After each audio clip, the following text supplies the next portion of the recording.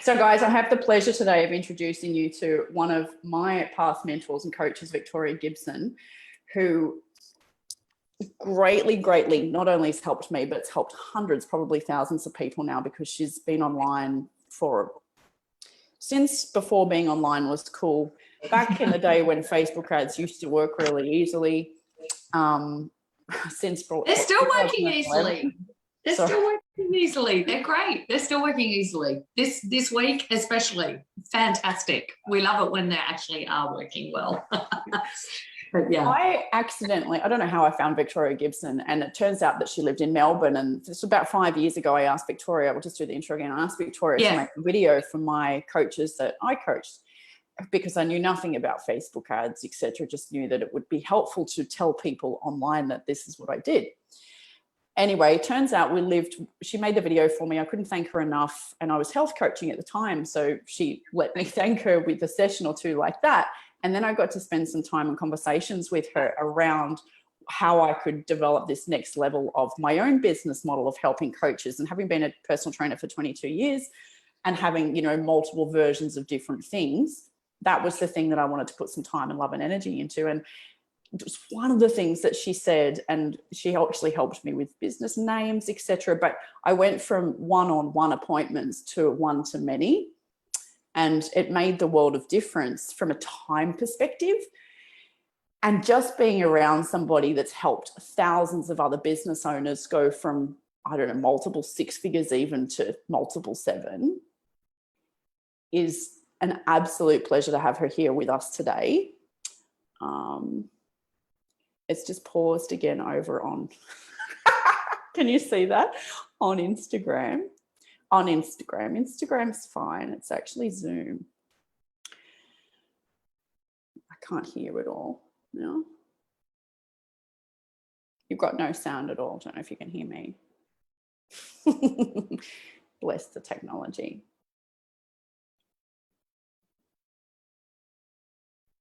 Well, at least it left you, it paused you with a nice facial over there.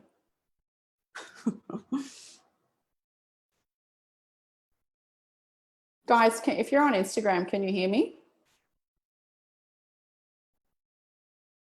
If you're on Facebook, can you hear me? Maybe we'll just have to do one. Shall we just do Zoom? She can't hear me now at all. All right, saying that I'm live on Facebook, but I don't have Victoria there. I can't kick you off because then you can't join again.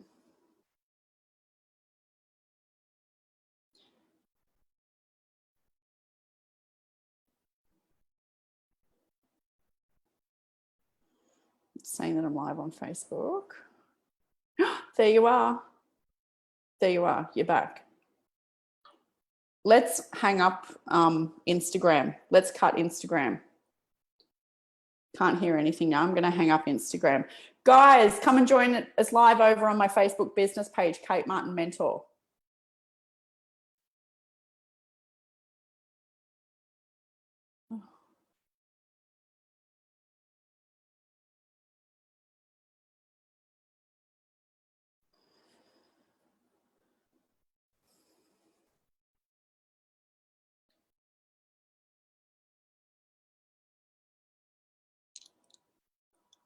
I don't know if she's talking. Don't worry. Let's just do Zoom. Let's just do Zoom. Let's do Zoom. Yeah, let's try earpods and we'll just do Zoom. I'm calling interview. All right. You're getting grunts and everything. Okay. No more Instagram. Bye-bye. Should be able to hear you here.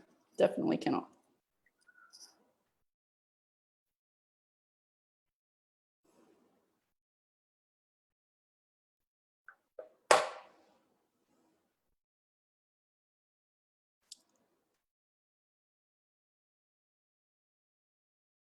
No, let's try again.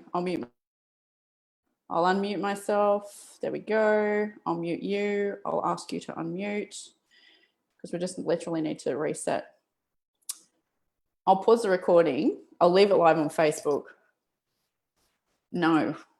So you go away and come back. Oh, yeah, put the earpods in. Yep, let's try that. Victoria has left the building. Guys, I'll tell you the story of how I met Victoria. I'm actually just going to make sure we're streaming. It will get there. Let's try it again. We'll go mute and unmute.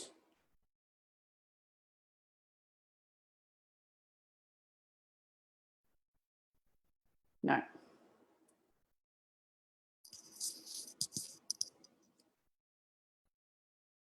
Facebook Messenger.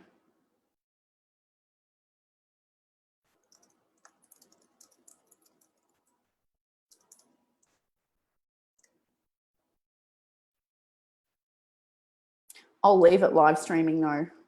We'll just edit this bit out. Editing's so easy, guys. We don't really have to worry about tech being perfect. I'm going to go and make sure I am actually live on the business page and that says that we are recording, because it's very, very easy to edit videos and recordings later, especially to cut the beginning off. It's a little bit harder to edit the inside of a video, obviously. Welcome. We were live 13 minutes ago. Live now. Welcome. Yeah, I'm going to delete that one. I will tell you how I met Victoria. It says that we're live. Just going to share it.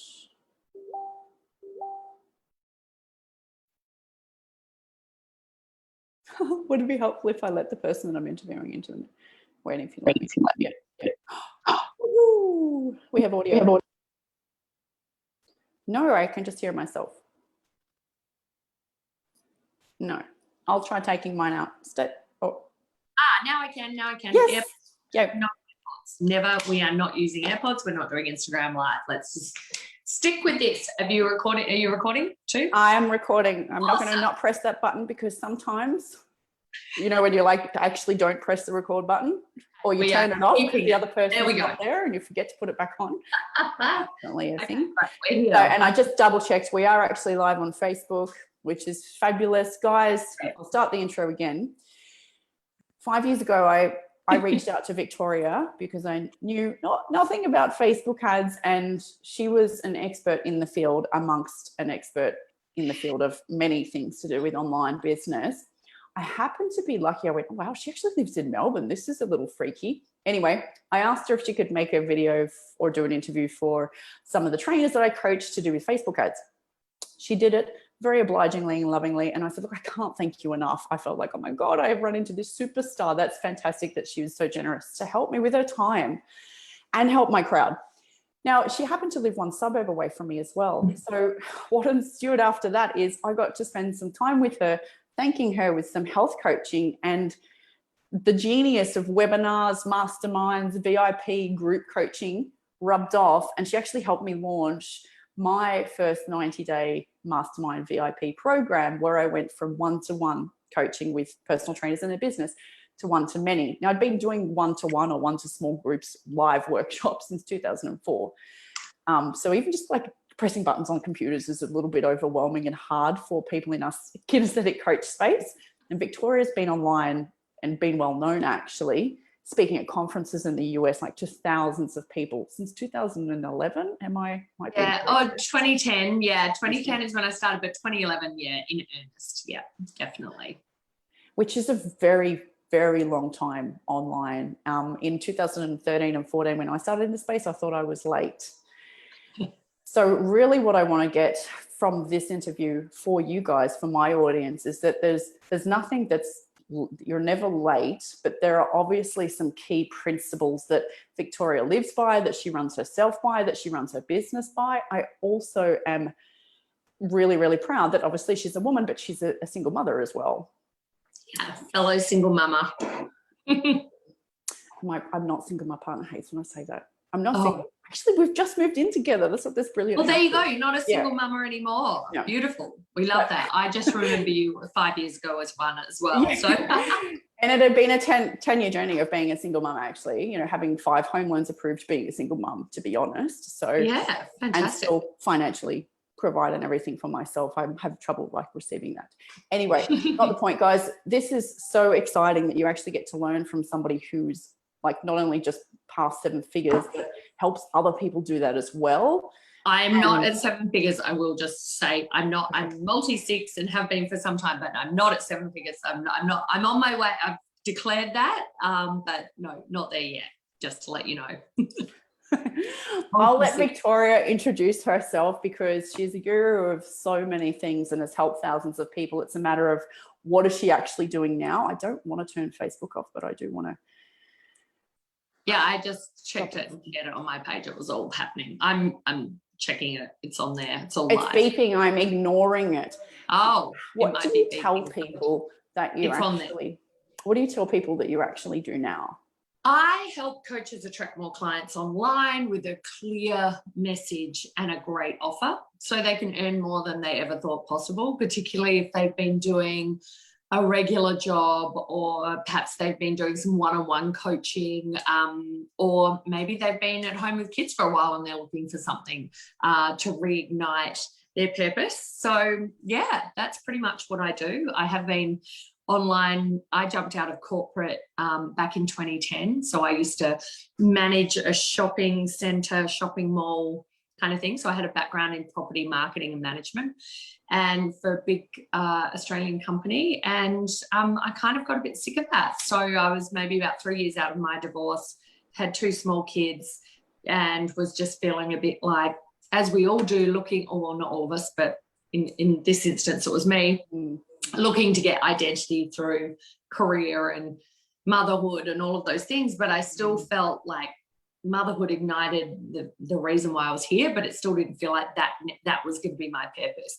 My career, I was like, this is, getting really tiring and old after a while. And I was, juggling single motherhood, picking up kids, all that kind of stuff. So I thought there must be something better, but it was more just a calling or a yearning to get out there and make a bit of a dent in the universe and do something that was a bit more significant. And just via weird circumstances, I found online marketing. And that was kind of because actually I started ordering when I was divorced, I started ordering or got divorced because I had to start dating again. Can you hear me okay? Yep. No, hang on, you look like you couldn't hear me. It went a little bit funny, but it was okay. Did it glitch? Okay, always just stop me otherwise. So anyway, yeah, I started ordering these online marketing products that used to come in CDs, like they were like dating products, right? And one of the women in the speaker that was speaking in this dating product, I'd love to remember the name of the dating product because it's really old school internet marketing, but with great copy and positioning. It's fantastic. Anyway, it was like the guy who would teach women how to be cool about dating and stop being like the freakazoids that you are when you start dating and you want, everything signed, sealed and delivered.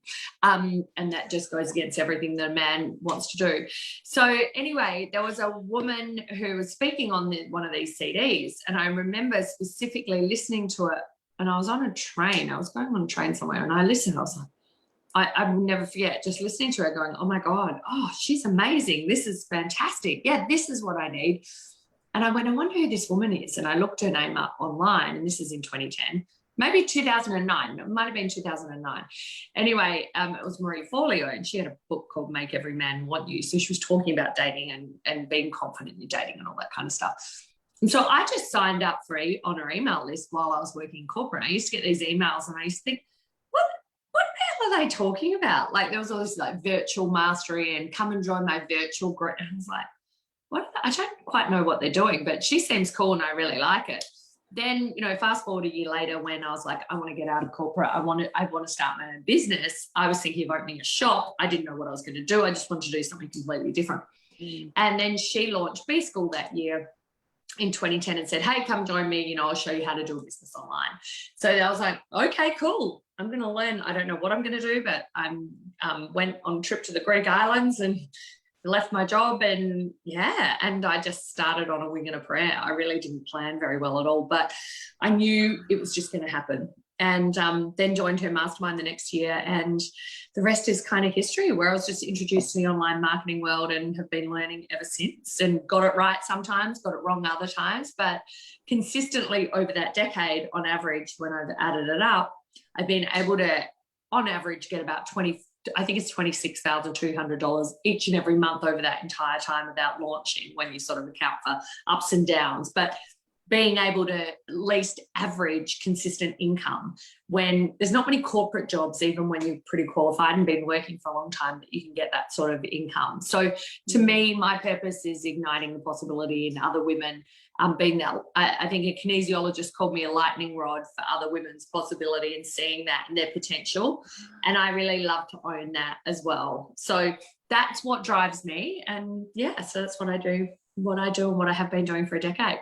Wow. And I guess the online space is it's really just a tool, isn't it? Because I've seen that you also do, when we're allowed, some face-to-face things as well, because it's very hard to tell, I think, behind the computer screen what somebody's personality is like, guys. But Victoria is even more there, she's more light, she's more of an extrovert, she's more caring than often. It's a bit of a personality, and then when they're in real life they're different, which is not that.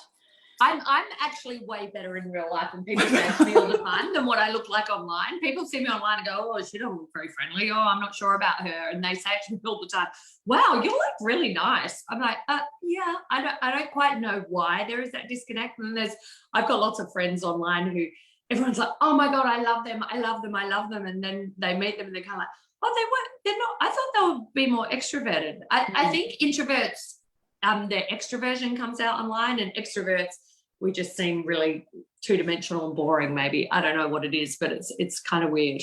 It's funny. I'm taking that on board for myself. So some of the material that you've put out lately has been, that I've seen anyway, has been teaching other people to run masterminds. Can you explain, well, for the newbies that are, I guess, in any kind of online anything, that even just that word might be, what does that mean to them?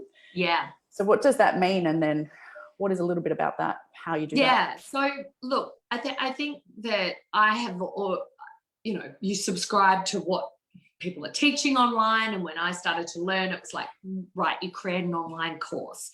And once you create an online course, then you could just earn money passively, and you could have passive income and you can just put your feet up and you can have your laptop on the beach and all this sort of thing. And if you've ever tried to use your laptop at the beach, that's not much fun anyway, right? But that's the dream, right? We just get passive income. So you kind of enter the online world and assume that you could just get an online course happening and make the money. What I found time after time of coaching women, and myself as included, was there was all this work that you had to create all the elements of this online course and video it and put it, choose your membership area and do all this stuff. And then you did it and it's like, I've got my online course. I, ran a marathon and created it. And then you think, well, I haven't been around very long, so maybe I'll just charge like $97 or $197 for that. And, we'll just build up slowly.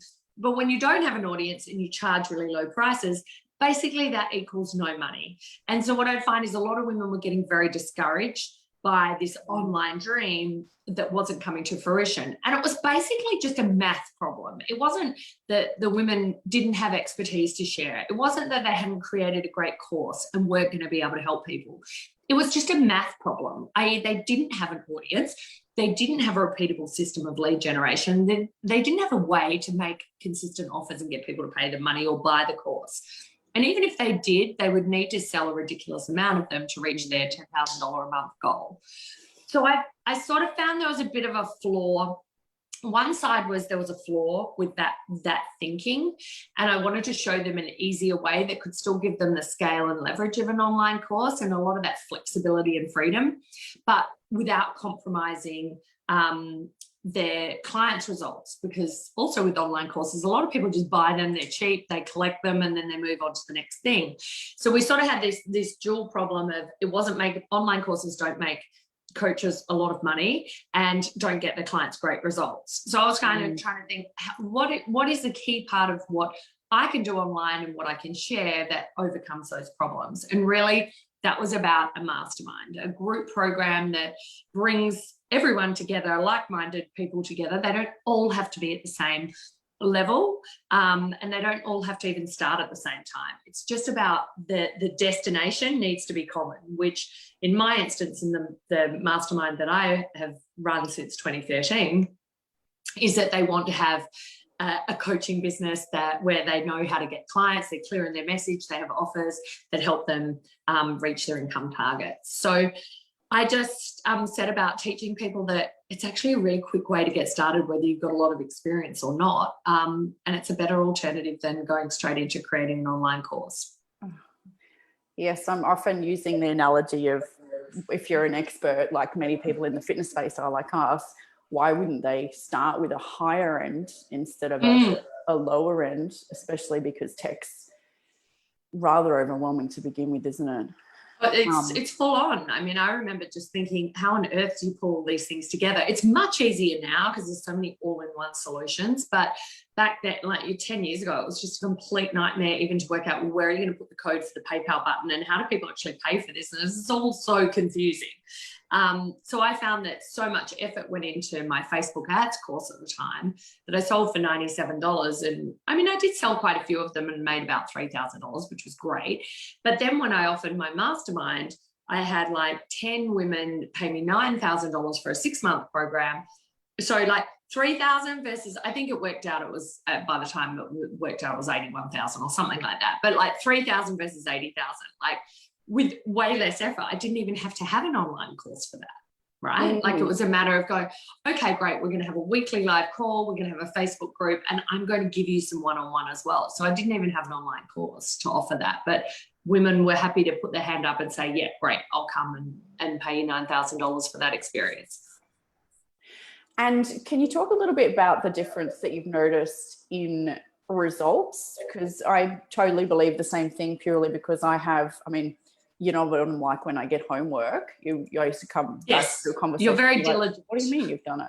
But I understand that I'm not the average client, and most people aren't that disciplined to read every PDF that is in every course unless they are being led through things. Maybe actually, let's talk a little bit about the hows and whys of that. But then what do you think of the underpinning and underlying beliefs that actually stop people? Because you mentioned something at the start about, you know, I just left and I went to the Greek islands on with trust and a wing and a prayer. On a wing and a prayer, you said, and I wrote down actually trust, because that gets to underpin it, doesn't it? So let's come back to that. But what do you think are some of the major differences between doing a course and having PDFs delivered to someone, or even videos in a membership site, guys, like whatever, it's just tech, versus speaking? That's always, I just like to get to the end before it's there.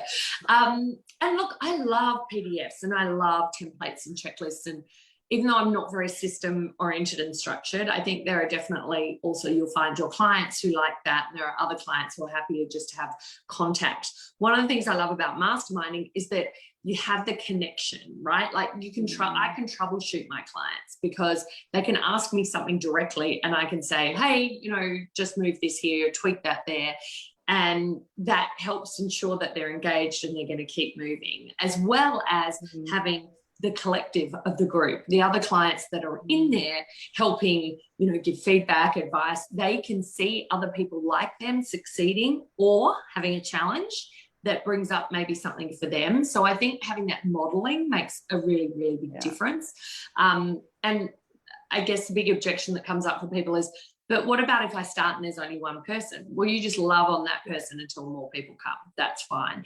But in terms of, you did ask me a question. I went off on a tangent. It was more about the results. What's the difference in results? So they're the biggest drivers that I see. Having some custom feedback, guidance, support. I believe the biggest thing I do is just have the belief in them. I don't welcome clients into my mastermind who I don't think that I can help. So I believe in everyone when they come to me, whether they get, you know, there's different journeys to get there, right? And there'll be different limiting beliefs that come up. And I could have biggest, best intention and all the information in the world to get somebody where they need to go, and I can see that vision clearly. But if they are telling themselves it's too much, it's too hard, I don't know how to do it, if that's consistently what their thoughts are, they won't, because that's what they're going to bring to life, right? So it's also a matter of helping show them their mind that, okay, well, you can think that. Even today I was sharing that those kind of thoughts of that fear, or those overwhelming emotions of fear, doubt, uncertainty, when you choose to try and make decisions from there, it's massive inaction, right? Like we find it just stops us and we get overwhelmed, and then we're like, we don't go anywhere. Whereas if we can choose that, yes, and acknowledge that it's going to be uncomfortable and it's going to be hard. I do not tell anyone any of this is easy, because it is not. And it takes tenacity, and you have that in spades. As you know, Kate would like make me do the stretches and weights and stuff, and I'd be like, but it hurts. Like, this is a good analogy, right? Like I cannot stand it, right? Like, but see, it's in my head. But you move your body, like you do other things to worship your body. Yeah, but it's true. Like, my thought, that's not going to help me. That didn't help me move through. And Kate's an amazing trainer. Obviously, you're an amazing mentor now. Like, that's just one part of like your zone of like, you know, great things you can do. It's not your zone of genius or your zone of excellence. It's something that you do really, really well, but it's not your, you know, life's work, but you're amazing at it. But when I show up and I'm doing those squats going, I hate doing squats. Squats are the worst. This hurts. I hate it. I'm not going to get results. And I couldn't get results because I would not do what was required. Yeah. If I turned around, I never would have said that was Kate's fault. That was my fault. But it is taking that personal responsibility about our own cleaning up our thoughts and going, it might just be a small tweak. Like, I'm willing to try squats and see how they make my body feel, rather than this hurts, it's horrible. And that's kind of the feedback I get when I'm trying to tell people Facebook ads. They're like, straight away, it's so hard, this is horrible, I can't stand it. And it's like, what are you going to get from that? Like, no matter, I will be able to sort your Facebook ads out, no problems. I know how to run Facebook ads. I know how to make your ads work. But if you're telling yourself that this is too hard, I can't stand it, it's too complicated for me, I'm not like a techie person, you're gonna shoot yourself in the foot. No matter what mentor you have, and you're gonna be wasting good money after bad and tell yourself that online marketing isn't for you, right? But the truth is, it's all step by step. Yes, you'll start to learn it. And the same as, I'm not going to be able to run even 4 kilometers without like lying on the floor and going, you know, that's the fact, right? But if I just got out my Couch to 5K app, not that I have it anymore, but when I had it, right, like, that was great because I could do it for 2 minutes. Could I run for 2 minutes? Yes, I could run for 2 minutes. It was still super hard, but if I did that every day, then I'm going to get much better at it. And marketing is just the same. So many times people just want to tell themselves too hard, too hard, too hard. I'd rather deal with people face to face. Like I did with my mastermind, have retreats, and we would do in-person events, and you came to my workshop a couple of times, I think, or one time, whatever it was, which was great. And I love that. But I'm just so happy that like 2 years before, I just decided, no, I'm not going to do in-person anymore. I want to be able to do more content that I can get out to everyone. And when they join my mastermind, they can join from wherever. And if they miss a date, it doesn't matter. Still, they get the whole experience. So luckily, pre-COVID, I had no events. So people say, oh, how are you going with COVID? And I'm like, fantastic, because nothing has changed for me. Like, this is what I do. People are like, oh, so many Zoom meetings. Yeah, we've been running those for about 10 years, or like since the Zoom was probably more like a 5-year thing, right? So like, how blessed are we that we get to do this, and it's never too late. You mentioned that, you're sitting there in 2013, and I had the same thought when I joined in 2010, going, I'm so far behind. Like, look at all these people doing great things. And if I'd had the confidence to understand that, and the discipline to understand what worked and what would continue to work, and stick with what was working, rather than trying to swap it and stop the discomfort of shaping and evolving an offer, I would be sitting here multi-seven figure without a shadow of a doubt. Absolutely. Ooh, but isn't it just all, because we all have that thought, don't we? Like, I think, well, if I could have done this, but I get to be grateful that it's the journey and it's how it was. Well, we can't argue with reality, right? That was reality. I didn't do it and I haven't done it, right? And I can look to clues as to why and understand that. And I've done a lot more of that over the last 18 months. And last year I did a life coaching certification to work on my mindset a bit more. I used to think it was all namby-pamby, whatever, life coach, whatever. But that has really helped me just pull in, because I've got all the strategies, I've got all the tools, but what drove me to do it was also not only seeing it in myself, but seeing it for my clients, where I'd just be like wanting to go into actions and saying, right, well, here's all your strategies, just go do it. And there was always just this resistance, because their thought was, this is too hard, I can't do it, or I'm not sure I could do this. Well, people want guarantees, right? And we don't have guarantees. We've got to fail our way forward. Absolutely. And the failing, it sucks, right? Absolutely. So, just like squats, can I say? Yeah, it sucks. I don't like, the squats hurt when I did them. But so I just want to give up. But imagine if I had been doing squats every day since, Kate, I would stand up now and show you my ass, right? But I'm not going to show you my ass now, because it's not something that squats have built, right?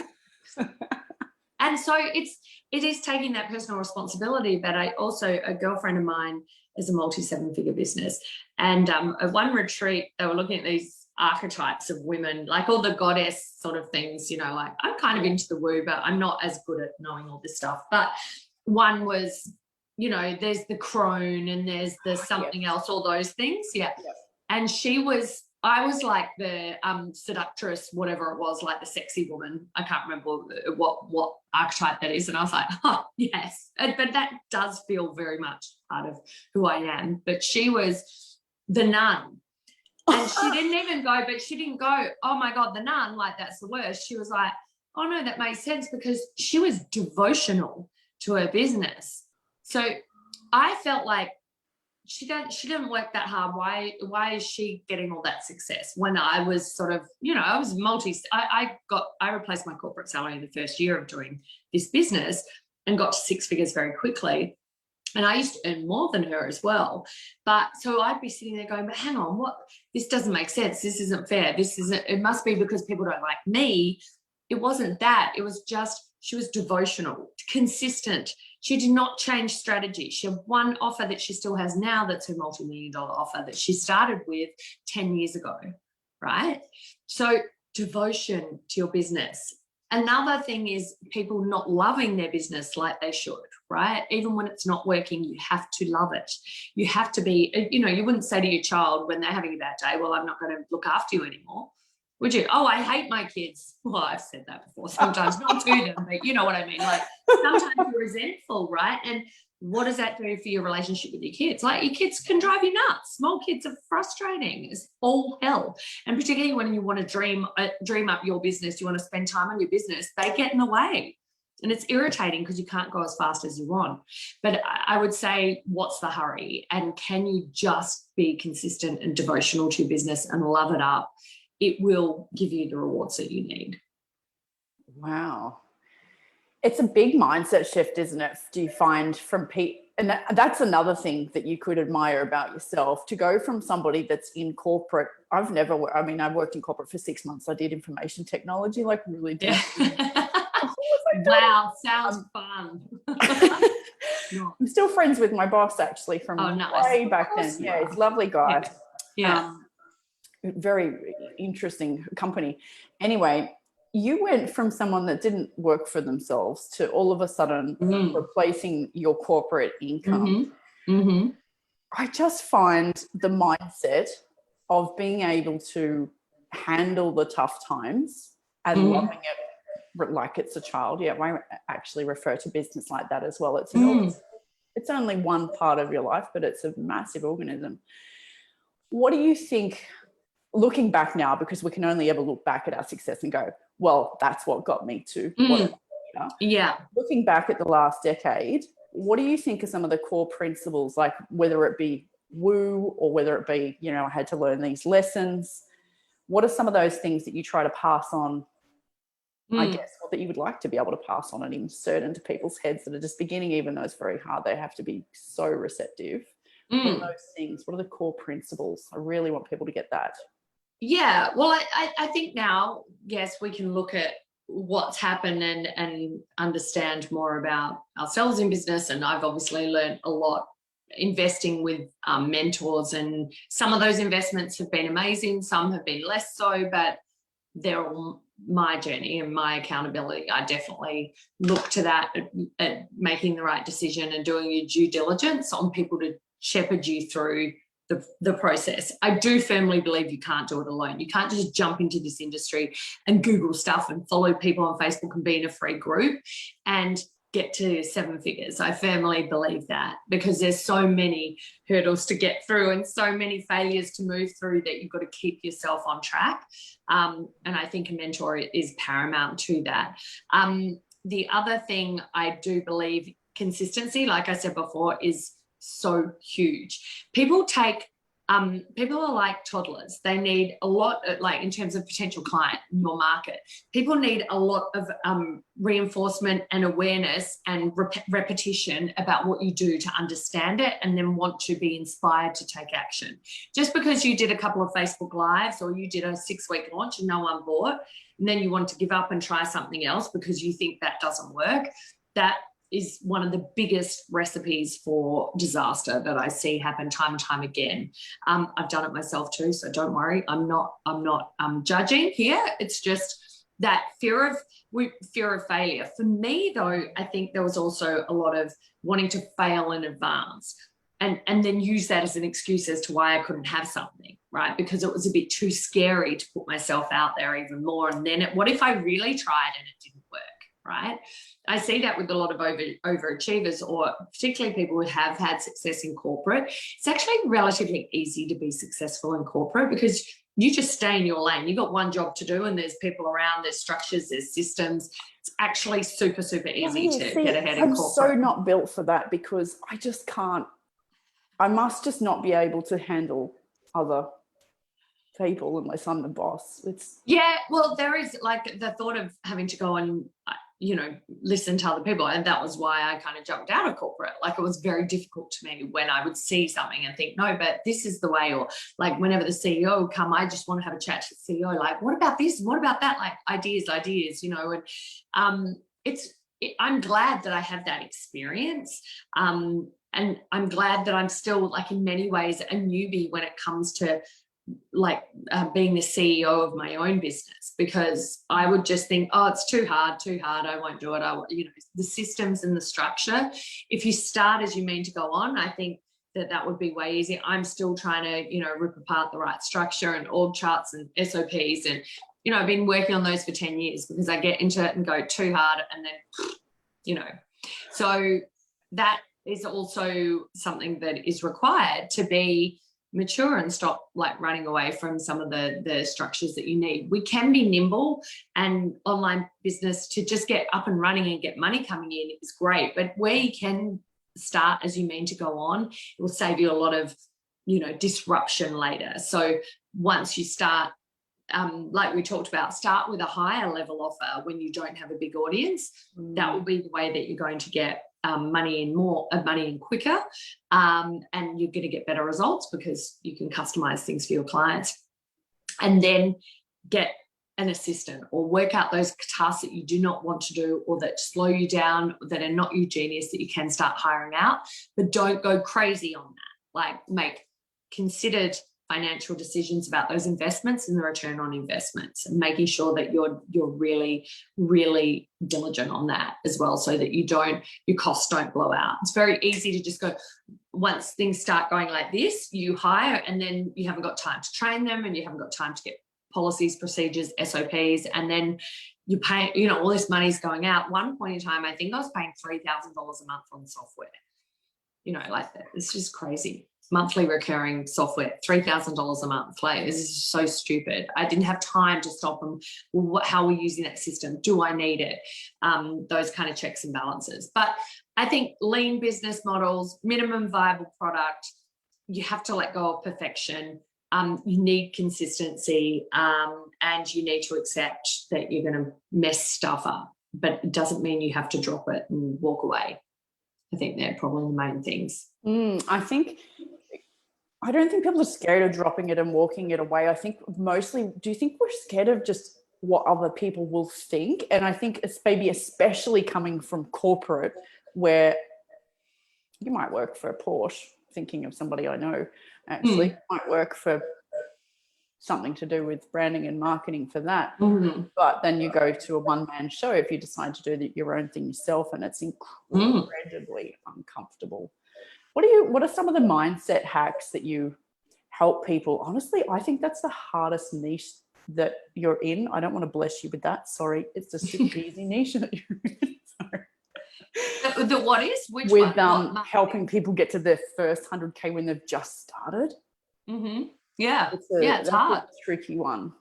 Yeah. It's super. I want everybody to come to me when they're at multi-six figures, and I'll help them get to 7, which I've helped some of my clients do. But it's like those people are actually harder to coach because they've had failures, or they've got very definite ideas of what they want. So it's not necessarily easier. It just seems like you can get results faster. But I actually think getting to 6 figures is easier than going from 6 to 7, because 6 to 7 is all mindset, really, right? I can give you strategies and tactics that you can employ to get to 6 figures pretty easily if you follow if you do what I say.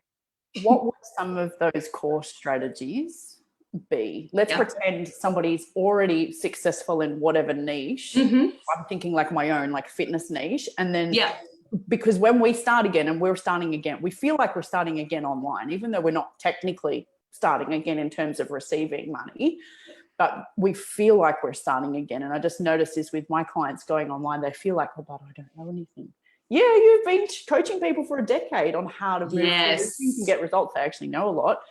Yeah. What are some of the strategies that you use? Yeah, and I've had lots of PTs that have come to me, and some have already moved up to coaching, but they've done the hard yards doing the PT work originally. I see like a woman lives opposite me here, and she's a PT, and I see her out there like doing her split shifts, taking her van around. She must go down the beach and then go and do it. And I was just like, oh my God, like Denise Duffield Thomas, my girlfriend, always says to me, like, there's easier ways to make money.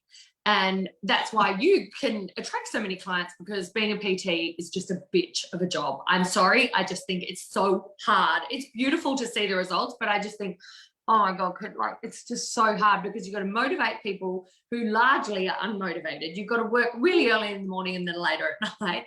I don't know. See, that's my perception, because I've never done it. But anyway, I think if you can do that, you have great foundation for making it online, because you know how to motivate, inspire, you know how to create pathways to success. So the essentials when I work with my clients is that, first of all, I really want them to niche down. This is something that people resist. They don't want to get a specific solution to a single target market. That's all I want. I want you to pick one single target market. I want you to get specific about the problem that they're experiencing or the solution that you provide, or both, preferably. Bring them together as the foundation. When you do that, you'll get so much more momentum in your marketing. It'll actually do a lot of the marketing work for you if you pick that right. Now, you're not locked in forever, so don't freak out that, oh, but I like serving everybody. I like helping everyone with fitness. Sure, you might, and that's great, but you can also delay the success of your business. It's up to you. I don't care. And also, as you start to try and do outreach, so much more difficult to think about content if you're thinking about all those different people. Now, I'm not going to go into the customer avatar stuff, like that's all. It's like 101. Everyone kind of knows that.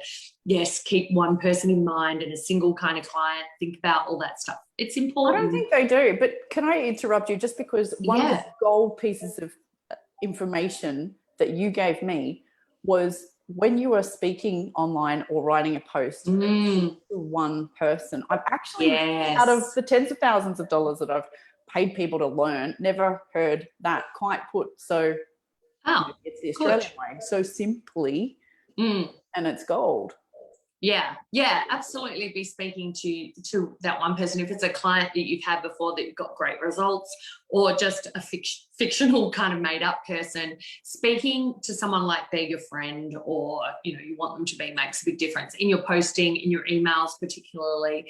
I see a lot of people not being consistent with their comms too. So, like their email and their social media.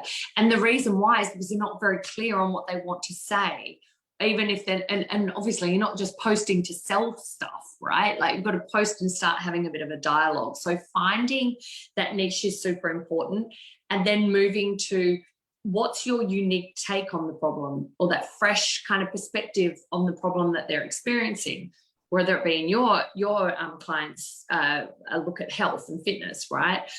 Maybe some people are looking at money, relationships, love, like what love and relationships kind of fit in the same thing, purpose, power. They're the sort of 4 areas that you'd look at broadly for a niche. When I started, I chose Facebook ads to start. I could just use that topic. That topic was enough for me to get cut through, right? Because there weren't a lot of people talking about it back then. So I didn't need to go Facebook ads for women entrepreneurs, or like now I'd need to have, I teach Facebook ads for PTs who, you know, want to double their, you know, live business, or I teach, you know, Facebook ads for gyms who want to grow their profit and revenue, or whatever it might be, right? Whereas I'd have to have so many layers. But back then I just had Facebook ads, and that was kind of like a bumble along, and I felt very self-conscious about what people would think of me. I didn't really ever get on social media and talk about my life.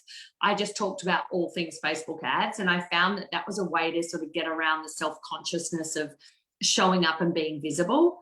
Like step into teacher mode, even though you may not be the best teacher, even though you may not be the best expert, even though you may not have a qualification or a certification. I don't give a shit. Just that, you know, he or she who shows up and shares the most wins. That's why you'll see so many people and think, why do they make so much money? They don't know as much as me.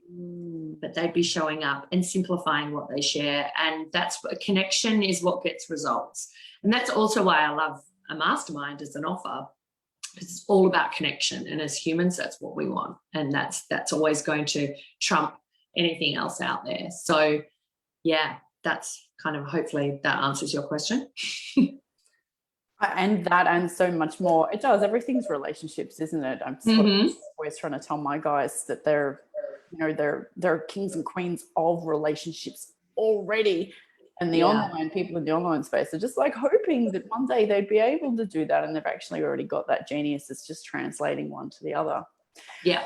You mentioned, and this is probably, I mean, hopefully it's interesting for my audience, but it's interesting for me. If I happen to go down the path of opening too many emails, comparing myself to other people, which, you know, like it or not, we all do. If that 5 or 10 minutes of undisciplined time slips in and you happen to be doing something you shouldn't be doing, it's not relaxing or productive. Yeah. And I start looking at, I should be launching. I should have a launch, guys, means like a 10 email sequence, a build up to the thing. Then all of a sudden you have a date or a certain amount of places. Can you just expand on what you know about launches, like the basic version, and why you like to just start with live organic mastermind? I'm presuming that's what I said. And look, the compare and despair is real, but if you go out there and you want to write down everything that everyone else is doing, you just won't have time to activate it. So it's having enough of a focus to know, I need to have a single target market. I need to have one offer that I can make, and I need to be making it consistently. Launch or no launch, those three, and you need to create amazing delivery so you get results, right? They're the 4 elements, really. As long as you have those, then tactics, launches, marketing strategies kind of be damned, right? Like you've got the foundation. Now it's just a matter of actually curating the way that you want to show up and create offers. It's very easy to get caught in kind of that procrastinating planning where you're like, but I just want to create my course. I just need to, don't know what software, am I going to do Kajabi or do I do ClickFunnels? Where do I put the content? And then you're sitting over there doing all that, when really you could be going, okay, well, I'm going to go and validate this idea. How can I do that? So I really love either webinars or, and they can be live or automated, but live first, webinars. And I really love like mini workshops in Facebook groups. Video series, the old like launch series is great, but they take a little bit more experience to get right, to show up in video and be engaging and teach, and also take them on a journey of, you know, of the conversion journey, right? But anyway, we don't need to get into that. Basically, you know, I want people to know that without an offer, and particularly when you're starting out without an evergreen offer, you're going to leave yourself caught short. So if you want to go to launching, you'll launch and you put all this energy into it, and it's going to completely overwhelm you, and you're going to hate your life. And then you'll finish and you'll get some sales and they won't meet your expectation, and you'll think everything is just, I won't swear, but not as it should be. And then you go, well, I've just done all that. Like, now next week, where are my clients coming from, right? So I suggest have an evergreen offer. What's an evergreen? Evergreen is always available, right? So if you're a coach, whether it be a fitness coach, a health coach, a business coach, a life coach, right? I want you to have one clear, simple offer. Excuse me, I knew that's going to happen. Hang on. I need a water too. 1 second. I know. Oh, I was talking too much. Here we go. So that offer should be always available in the beginning, so that you can get great at understanding how to get people to say yes, right? So you get clearer understanding the problem you're solving, what resonates, what doesn't, what gets results and what doesn't. And you can always be taking money from people basically to get them results. I'm not out for take money and don't give people what they need, but you give yourself time and space to have just connected conversations to welcome people into your program, right? And so even if that's a group program, then everyone freaks out and goes, but like I said before, I think I said this before, what if I only have one person in my program? That's what everyone always says to me when I say, great, you have a Masterminds. We have a really small boutique intimate group coaching program. It's always open, and we fill it with webinars or live Facebook workshops, and we have conversations to understand if they're a fit more than anything, and really diagnose what's going on and making sure that we can fit them together with what we provide. And then we just welcome them in as we go. Now, the advantage of a launch is that you have pressure, right? And pressure motivates people to do things faster. And so you'll see, like, it's almost like that peak. You'll just get more people saying yes if you have a launch, because something's going to get taken away. But you can still activate that in your offers, even if you have an evergreen, even if you have an evergreen offer. You just have to work out, okay, what are those buttons? What are the mechanisms that I can have that things disappear, or that incentivize people to make a decision, even though the program's always going to be there. One of those things is, I say to people, you can decide at any time to join, but here's what you won't get if you don't decide now, right? It's that kind of thing. Amazing. So, this is one of the big things that I learned off you actually a couple of years ago, and I realized that unless I was to grow and get other coaches in and really scale, and then I faced the whole, fuck, how do I train them? And the not was me. That ego talk is. But what I really learned was my own stipulations now are that I can actually only handle a certain number of people being active in the group. And that's my clincher, or that's my rush, or my last chance offer. It's actually real. And because I find that's a great limiter. Yeah. It's the truth, isn't it?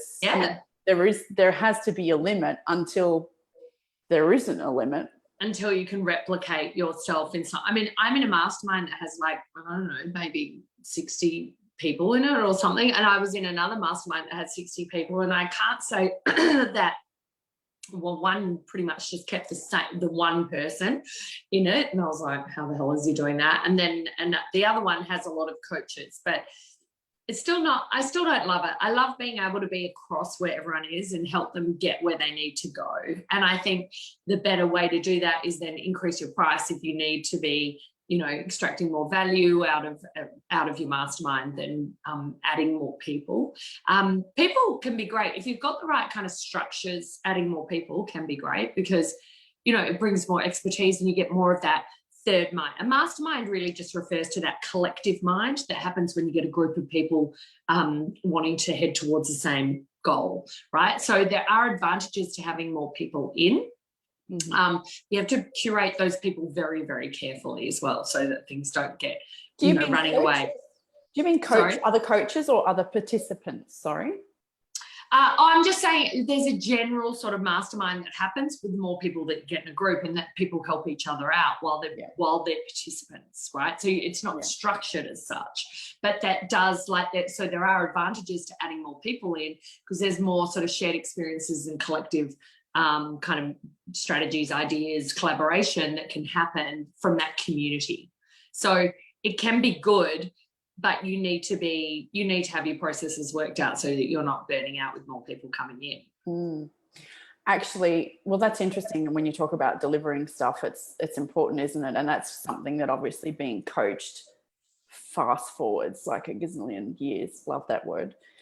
What would you say? And just, I mean, elaborate as much as you want, but I'm conscious of your time as well.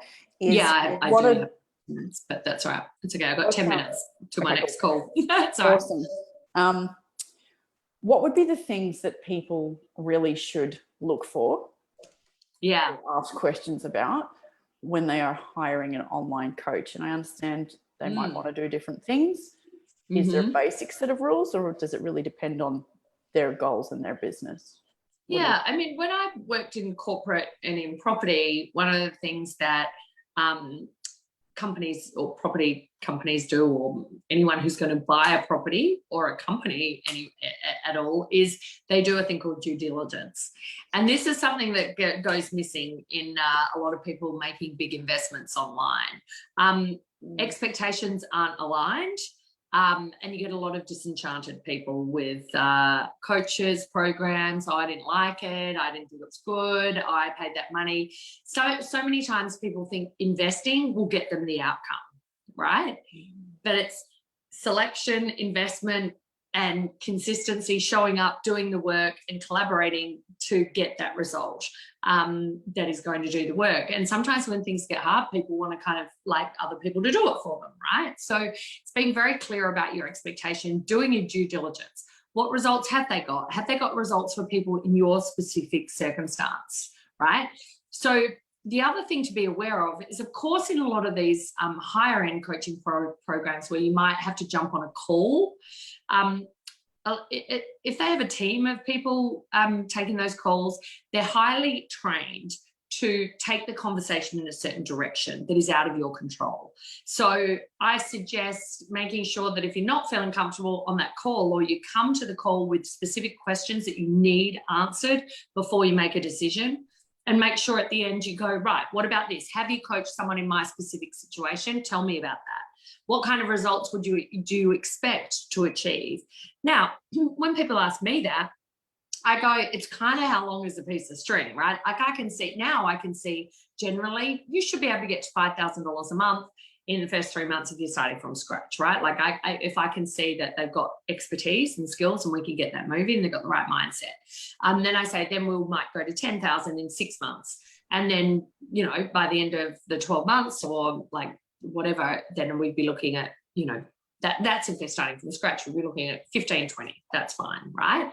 Sometimes it can take 9 months to get to 10,000, right? So what I like to say is you've got to be willing to also show up, do the work, and I will be there with you every step of the way, but we don't know. We've got to kind of work that out. This is what I would reasonably expect.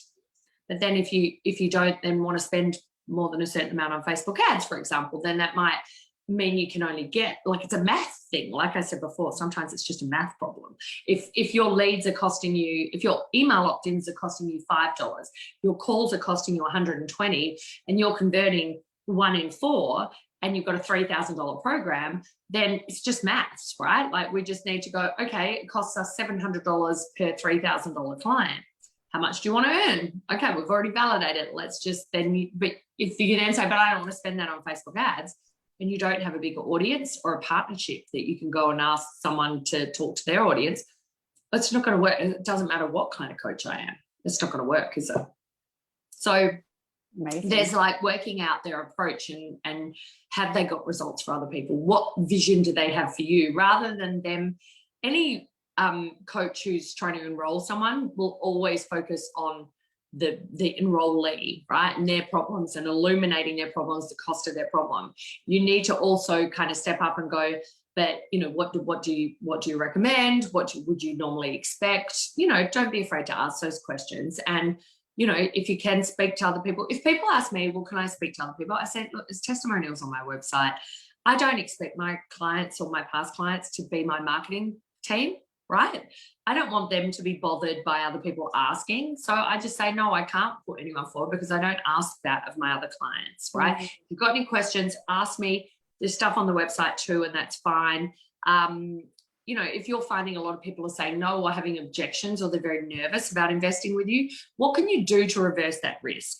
Like, what could you do to give results in advance? Or what could you do to say, look, I plan that, you know, in the first 3 months, it will get you to 5,000. And if you don't, I won't give you a refund, but you don't have to continue. Maybe your program's longer, right? Like you'd say, if we don't get there by then, you can decide to walk if you want. Like what would make them more comfortable?